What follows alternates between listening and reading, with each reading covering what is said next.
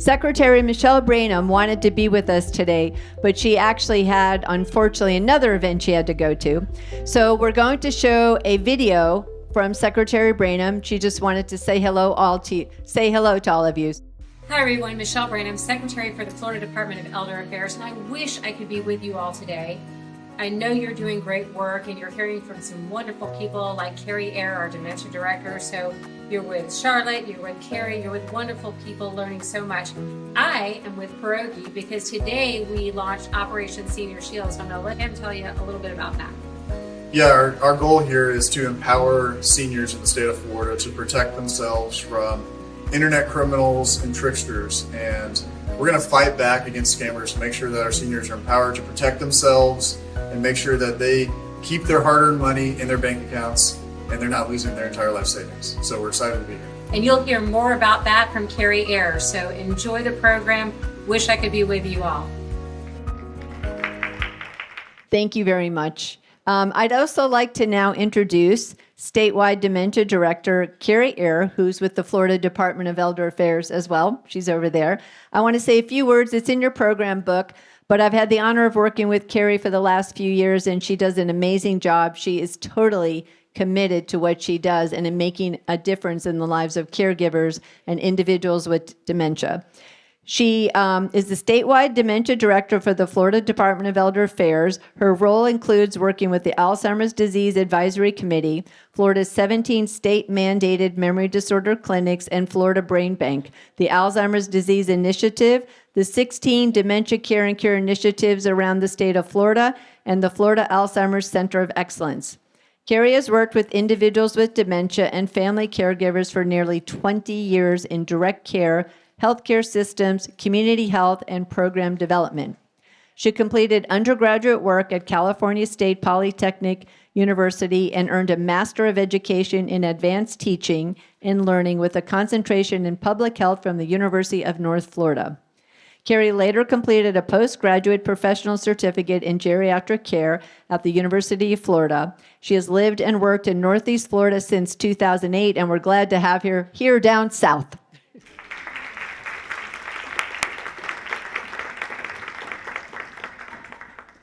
Thank you so much, Charlotte, and thank you, everybody. I am so very happy to be here with you guys today. Thank you for taking time out of your busy caregiver schedules to be here. I just want to pause and validate that because I know if you're a caregiver, finding time to step away and really take the time to learn and get the tools and education that you need is a challenge in and of itself. So I just want to thank you for making time for it. This is your network. These are your people to know. And like Charlotte always says, we want to help you before you really need our help. We want you to know who we are before you're in a period of crisis. So I want to tell you a little bit more about the Department of Elder Affairs, and then I want to tell you specifically about some of the programs that I work on that are related to Alzheimer's and brain health. This is our fearless leader. You just heard from her, Secretary Michelle Branham. She is the head of the agency, the Department of Elder Affairs. It's also known as the State Unit on Aging. Every state in the country has a designated state unit, but not every state has an entire department dedicated to aging needs. And that's really critical because we are all either seniors or we're seniors in the making. So I just feel very fortunate that in Florida we have a whole agency set aside to help us with that. We're responsible for administering all the programs under the Health and Human Services and long-term care programs that are available for seniors. These are some of the legacy programs that you probably have heard the names of, like the Meals on Wheels programs, those types of things. But we also administer a lot of state-funded and local initiatives. So Florida is really fortunate in that regard. We are the state that contributes the most funding to its Alzheimer's programs out, no matter how you slice it, whether it's by person, by dollar figure, however you want to break that funding up, Florida takes the cake there. And Secretary Branham has brought a lot of passion for the Alzheimer's work, having come from the Alzheimer's Association as the VP of Public Policy there. So she joined in 2021, and our efforts in Alzheimer's and brain health have really just hit the ground running. So a little bit more about what the department does.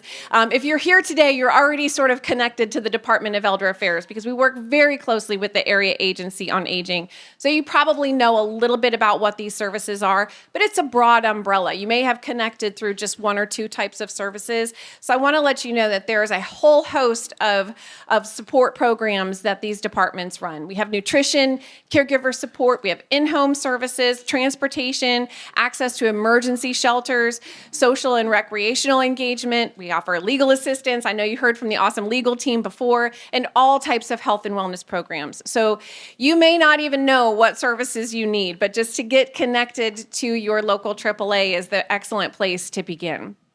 We spend most of the funding directly out to the area agencies on aging. We only keep a very small portion back at the department to manage these types of funds. We call ourselves the Mighty Mouse Agency. We only have less than 500 people in the agency. When that's compared to somebody like the Department of Health that has 12,000 employees in their department, we are lean and mean. That's how we run. So this is just a little bit more about the org structure because you probably haven't connected much with the department itself. But the Department of Elder Affairs is located in Tallahassee as one of the state agencies. And then, of course, we work with the 11 area agencies on aging, Broward, of course, being one of them. And then the area agencies on aging, in turn, work with the local area providers to ensure that the services get delivered out to the community. We have programs such as our Dementia Care and Cure Initiative Task Force, the Memory Disorder Clinics. We also operate all of the congregate meal sites. We provide the funding that goes to all of those. It's a pretty big footprint. I'm sure you know Florida is home to many, many seniors. There's 22 million Floridians, and 25% of them are seniors who need our help. So this is the piece I'm excited to introduce to you today, Operation Senior Shield. This is literally hot off the presses. It really doesn't get any fresher than this. This program just launched yesterday in Jacksonville, and you'll see probably another press conference about this tomorrow. They'll be having the second press conference in Orlando. This program is something that was started by our Lieutenant Governor, Jay Collins, in partnership with the Department of Elder Affairs and Secretary Branham. And this is a specific effort to help stop phone scams. Who here has had a phone call from somebody attempting to scam them? Every single person in this room.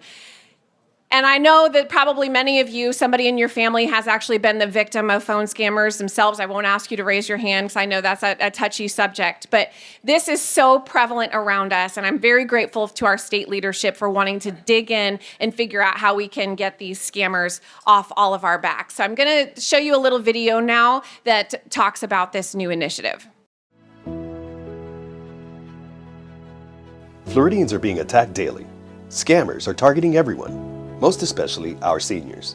Now, we've created a way to stay one step ahead of these criminals. Hi, I'm Lieutenant Governor Jay Collins. And I'm Michelle Branham, the Secretary for the Florida Department of Elder Affairs. Now, I want you to know that Florida takes care of its own. There are predators from all parts of the world that exploit, manipulate, and steal hard-earned life savings from our cherished seniors.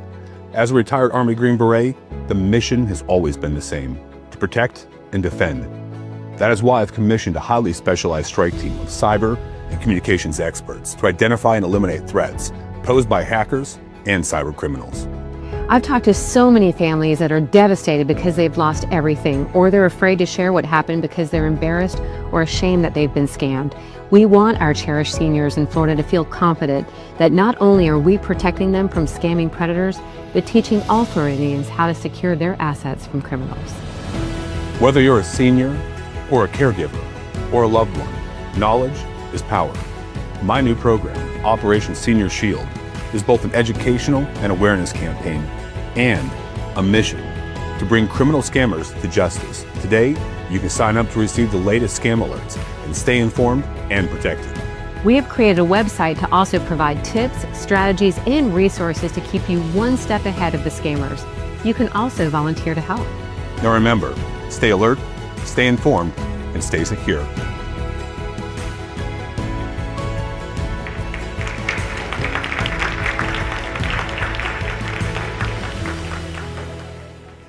I hope that gives some of you guys just like a sigh of relief that like, finally, someone's going to tackle this, because I'm not even kidding. I was there when they filmed this PSA and my phone rang like 3 times with this scam alert coming across the phone. I mean, it is just so prevalent. So I'm so grateful that they're really willing to dig in with the time and the resources to try to help not just seniors, but all of us, because this is really becoming sort of an epidemic. I mean, we have a little bit of data that can back up just how prevalent this is. $388 million lost by Florida seniors.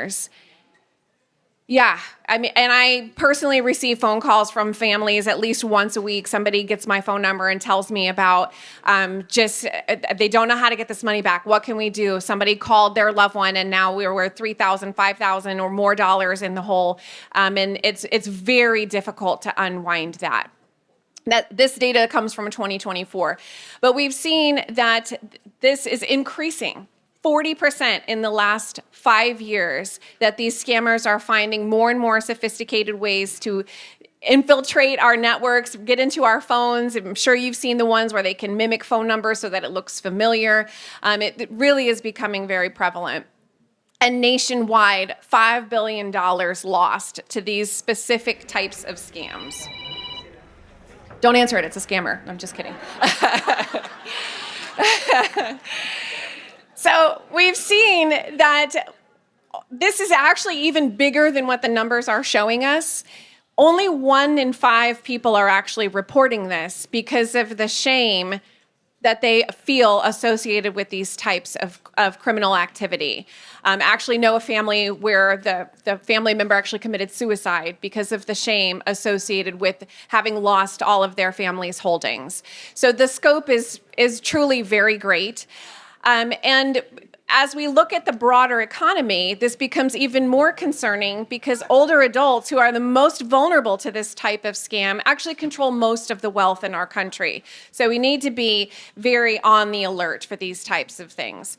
The losses, of course, like I said, are skyrocketing from 2020 to 2024. We saw older adults who'd lost $10,000 or more had increased 4-fold, and $100,000 or more had gone up 7-fold. So it really needs our attention and our efforts, not just from leadership, but also from ourselves, how we can safeguard our own funds and also from for our loved ones. Florida is especially vulnerable to this. We of course have an enormous senior population, but we also have these dense metropolitan areas that are very different from other states. I come from Illinois. We only have one, all we have is Chicago. But we have all these different pockets and different places where businesses operate, where you might be receiving phone calls from another city, and that might feel very logical. It creates a very ripe environment for this type of activity. We also have a lot of tourists and snowbirds. So again, that creates a weak point in our personal infrastructure to safeguard against this activity. So some of the most devastating types of scams are the grandparent scams. Have you guys heard of this, where somebody calls and pretends to be a grandchild in distress? And who wouldn't help a grandchild in distress? Even if I didn't have a grandchild, I'd want to help a young person in distress on the other end of the phone. Of course, most of this is occurring over the phone. But as we look at how this affects a senior's life, many times we see, just like I just joked, we coach our loved ones not to pick up the phone, which of course that means then they miss out on opportunities to interact with their friends and loved ones, but also they might be missing really important information that somebody's trying to connect with them over the phone. We've also seen the law enforcement scams. Who's been getting the toll texts? Oh my gosh, and I travel a lot, so every time I see it, my blood pressure goes up, like, oh my gosh, I forgot to pay a toll, I'm gonna lose my license, and I catastrophize, and of course I look at it and I know it's fake, but it takes me a minute to get my blood pressure back where it's supposed to be. And all of this is made even more alarming by the use of AI, which can include, voice mimicry, photo mimicry. So it's very hard for everybody, not just seniors, but for everybody to know what is genuine and what is an attempt at a fraud. But we know that seniors are, of course, especially vulnerable to this. They are dealing with cognitive decline, either an official diagnosis or just normal conditions of aging. Also dealing with lots of different types of life changes. If you've lost a family member or a spouse, you know there's a lot of paperwork and people calling you who have never called before, asking for really sensitive information that at your best day you'd never give it away, but you're grieving and you're confused and you're kind of expecting some of these phone calls to happen. But again, it creates that entry point. And then, of course, there's the technology gap. We know that learning to navigate some of these systems is confusing for many seniors. And like I said, not just seniors, for a lot of us. I don't do the TikTok. I don't do a lot of the social media. So a lot of it is confusing for me as well. Okay, so how does this work?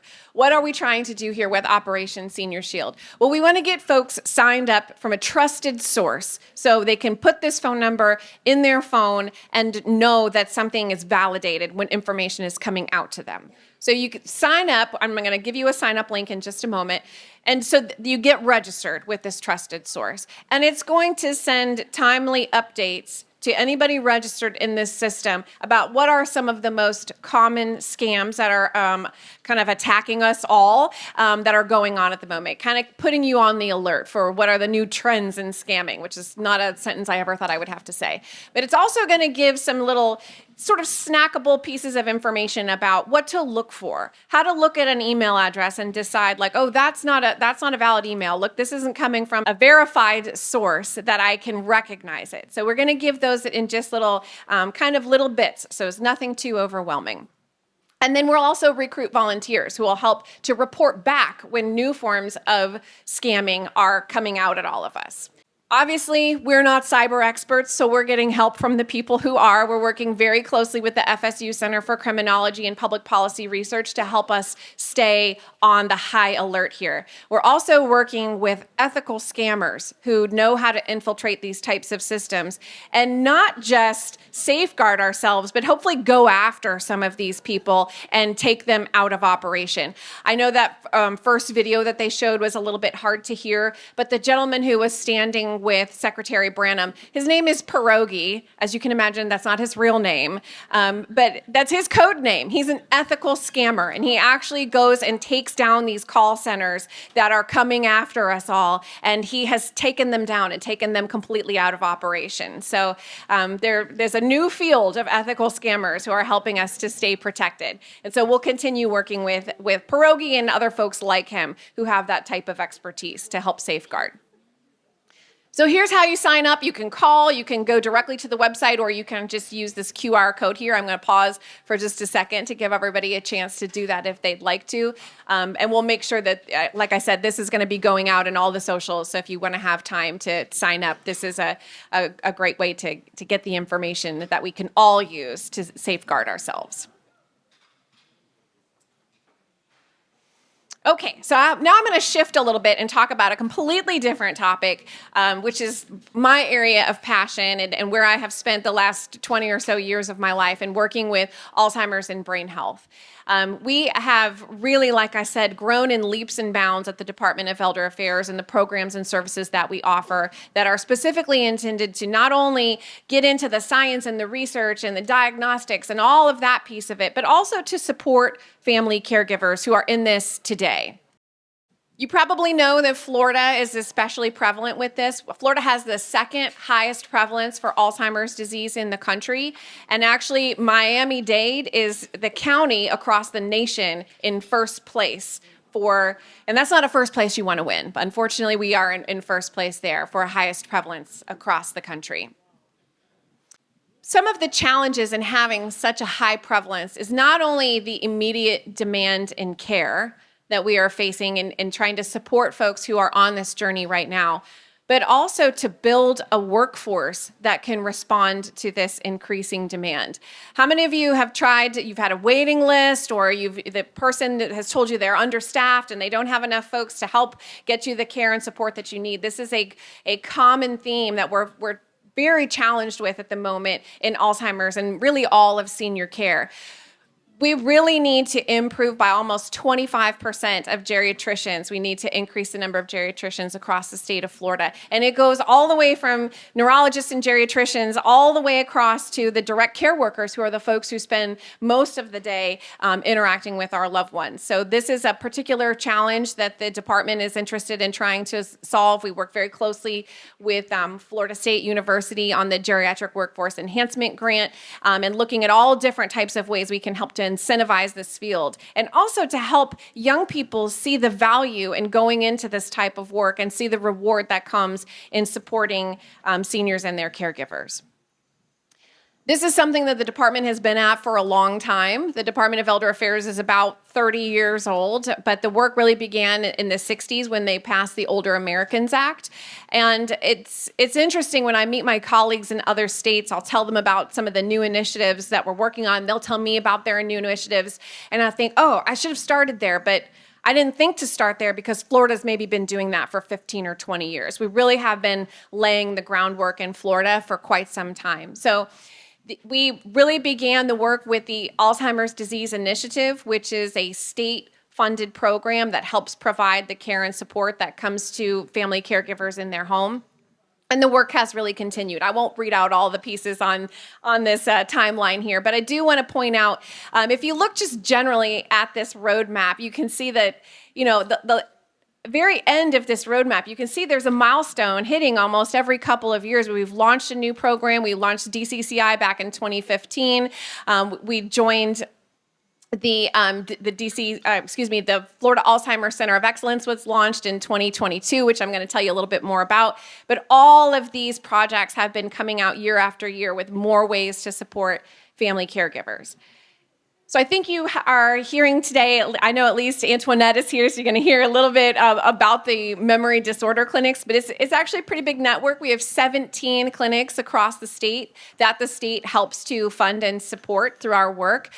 Wherever you are in Florida, you should never be more than 2 hours away from a memory disorder clinic. So I know 2 hours is not quite ideal, and we'd love to have more and more networks out there to support family caregivers. And these clinics can offer diagnostics and evaluations, but they also do research. And so we have quite a lot of advancing research happening right here in Florida. You also know your area agency on aging because you're here today. Broward is my favorite of the PSAs. There's only one county. That's all. That's all I had to remember when I first started. PSA 10. That's the easiest one. Just Broward County. So, but truly, you are in great hands if you're in Broward County. This is a phenomenal network of professionals who are so committed to this work. And every time I think I found something new and I talk to Charlotte about it, she's like, "Oh, we're already doing that." So there's some just really, really great stuff happening in Broward County and across the whole network here. So, but I do think if you know other folks across your network and they don't live in Broward County, a great thing that we offer is the 1-800 number. So no matter where you are in Florida, you can call 1-800-96-ELDER, and it will get you connected to the area agency on aging that you need. And like I said before, this is a whole array of services that whatever your caregiving needs are, we can help connect you to the right thing. You don't even have to know what you're asking for, which I think is an important takeaway. A lot of times as caregivers, you're like, well, do I need financial advice here or do I need legal advice here? Which is the road that I need to travel down? You don't even have to know that. Just call the number and they will help you figure out which path you need to go down. If you are interested in helping out with the way that our community responds to things like caregiving needs and being dementia friendly out in the community, we have task forces across the country. These are mostly made of professionals, but we do have some family caregivers who help us with this as well. The Dementia Care and Cure Initiative now has 17 task forces, and they put on events like this one where we bring caregivers in and we work together to help them through the challenges of caregiving. The department also operates the ADRD training program. Again, this is a little bit more on the professional direct care worker side, so I won't spend a whole lot of time here. But if anybody has questions about this, it is something that the department oversees. We have a 1-hour training requirement for all folks who work in direct care settings, and then there are additional training requirements depending on where you work, and you can read more about that here at the QR code if anybody's interested. The department also has an Alzheimer's Disease Advisory Committee. This is a group of 15 professionals who come together on a quarterly basis to help write a list of recommendations for state leadership about where we need to go next. What are the pressing needs across our state, and what are some of the things that we could implement to make life better? And so these folks are either appointed by the governor or the House or the Senate. And they come together to write a report that is in one of these 5 pillars: policy, research, clinical care, institutional care, home and community-based services. They look at all of those different types of needs and also innovations to figure out what we can do next. And the annual report comes out every year in September. Another big area of effort for us is the State Health Improvement Plan. I know that probably doesn't sound very innovative or exciting, but what is really cool about the SHIP, as we call it, is that Florida was the first state to designate Alzheimer's disease as a singular priority area on its State Health Improvement Plan. And that means everybody in the state that works in public health had to agree that this issue was significant enough to be addressed all on its own. In most places, Alzheimer's disease gets lumped into things like vulnerable populations or chronic health, and they just kind of look at all of those things together. But in Florida, they said, no, this is different. This affects so many people, and it affects so many different places of our lives that we want to tackle this on its own. And because of that, having Alzheimer's disease on the State Health Improvement Plan singularly helps us do things like request additional funding, because we can say, oh no, look, the State Health Improvement Plan said we had to do this. And so it gives us a foundation to make those additional efforts out into our infrastructure. So we have 3 different goal areas within that work. The first is to strengthen the capacity to address Alzheimer's disease as a disease, and then to ensure that we have a competent workforce, and then to enhance the support for family caregivers. And that sort of list of guidelines comes from our partners at the CDC. The next area of effort is the Florida Alzheimer's Center of Excellence. And this is a project that is very near and dear to my heart. I was there on day 1, and so I just really have been so proud and honored to be able to work on this project. And really what the Florida Alzheimer's Center of Excellence does is, if you're familiar with that sort of Center of Excellence concept, is to take healthcare settings and turn them into the very best of the best. But the difference for Alzheimer's disease is that care begins at home. And diagnosis and understanding that your loved one's needs are changing usually begins at home. So we need to make the home a place of excellence where caregivers are empowered and knowledgeable, and they know where to turn, and they know how to plan for the future. So the foundation of this work is a care navigation program that uses an evidence-based protocol to help family caregivers do just that. So we connect them to what we call care navigators. And these care navigators stay with the family caregivers throughout the disease process.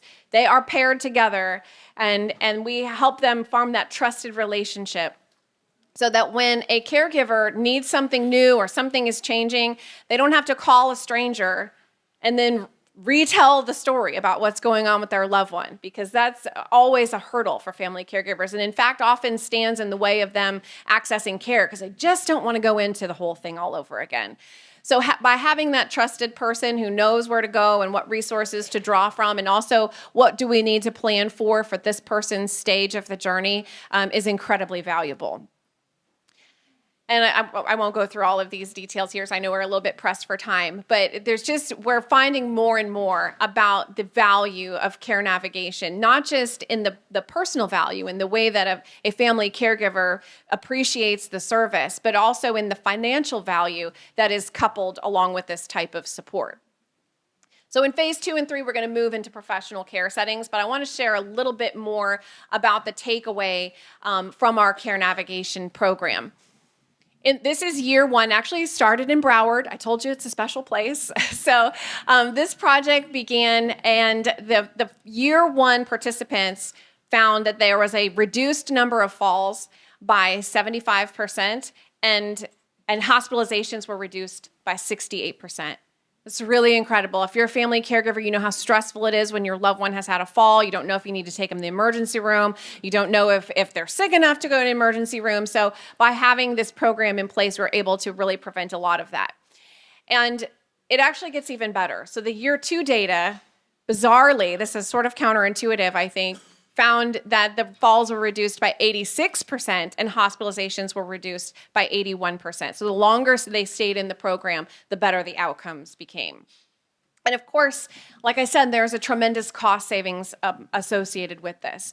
And if you're a family caregiver, you're probably going like, I don't care about the cost. Like, I just want to keep my loved ones safe and healthy. But let me tell you, if you work on the policy and the rulemaking side of things, we have to be able to demonstrate that something works. So when we saw just how much money this program is saving to not only just the families, but also to the health systems at large, I'm like, freaking out and doing cartwheels, because this means I'll be able to ask for more money, because I'll be able to say, look how effective this is. Now I can serve more people and I can bring this program to other places in the state where maybe we haven't had a presence before. So it really is going to help us to continue to scale this program and serve more seniors as time goes on, which is my number one goal, is to just bring this service to every single person in Florida who could benefit from it. So what's also great about this type of care navigation work is that Florida's not the only folks who are recognizing the value of this. Some of you may have heard of the GUIDE program, which is a project from CMS, the Centers for Medicare and Medicaid. They're looking at this as well. Their project is going to take about 8 years. We're about a year into it so far, and they're looking at a method to be able to implement this type of program inside health systems, so that if you're connected to a large system like Broward Health, that you would have a care navigator that's located in that hospital system, and their services are actually then reimbursable by Medicare. So it'd be a really great win for all family caregivers to be able to have that form of support. So we'll continue to update you all as we learn more about that program and when we can expect to see more programs coming online in your area. So a lot of really, really good work going out across the state, and very, very specifically here in Broward County. So you're in very good hands with all of the folks in your network here. So I encourage you to just, connect with the folks, connect with the people at your table, connect with the folks outside, and continue to grow that network, because being empowered is really what it's all about. So thank you for everything that you do. Thank you for letting me join you today and be a part of this conference.